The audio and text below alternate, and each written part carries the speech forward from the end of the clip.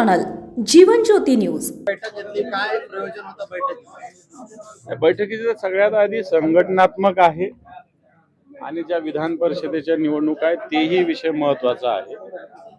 मला असं वाटतं पदवीधरची तयारी ती सुद्धा शिवसेनेनं सुरू केलेली आहे। मराठवाड्यात सगळीकडे मी फिरतोय। कालही मी 2 जिल्ह्यात जाऊन आलो, बीड धाराशिवला जाऊन आलो, आजही मी लातूर नांदेडमध्ये आहे।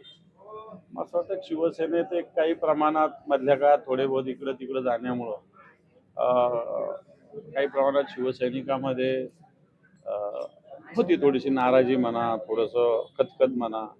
या सगळ्याच्या त्या ठिकाणच्या रिक्त जागा सुद्धा सगळ्या भरून टाकल्या आम्ही आणि एक ताकदीनं शिवसेना पुन्हा एकदा नांदेड जिल्ह्याची ताट टाकून कामाला लागण्याचा निर्धार आजच्या बैठकीत झालेला आहे। विधान परिषद निवडणुकीच्या निमित्तानं आपण आलाय, मात्र जे उमेदवार आहेत आणि जे खासदार आहेत ते म्हणजे दोघंही बैठकीला अनुपस्थित नाही, उमेदवारांना आम्ही काही बोललो नाही।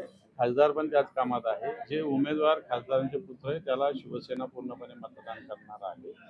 त्याच्यामुळे मला असं वाटत नाही की त्यांनी याला इथं उपस्थित राहणं काही आवश्यक आहे असं मला नाही वाटत। किती जाडजूड आहे सर?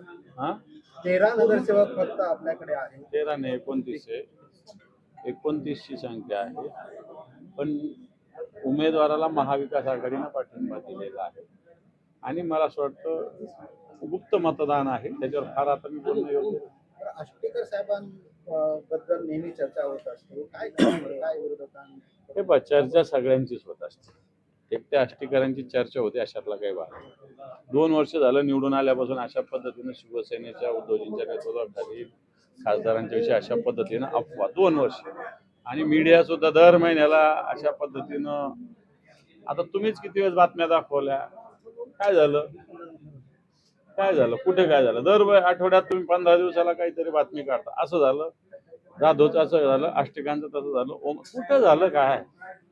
काय झालं नाही, सगळे व्यवस्थित आहे। काल ओमदादाच्या ऑफिसमध्ये माझी बैठक झाली, आष्टीकर आज नव्हते परंतु आमचं बोलणं झालं। त्याच्यामुळे मला असं वाटतं या अफवा आहे सगळ्या गोष्टी, काही होणार नाही। 2-4 वर्षापासून केंद्रीय मंत्री प्रतापराव जाधव वेगळाच दावा करत आहेत, आमचं पूर्ण फायनल झालेलं आहे, मुहूर्त पण ठरलेला आहे असं सांगत आहेत।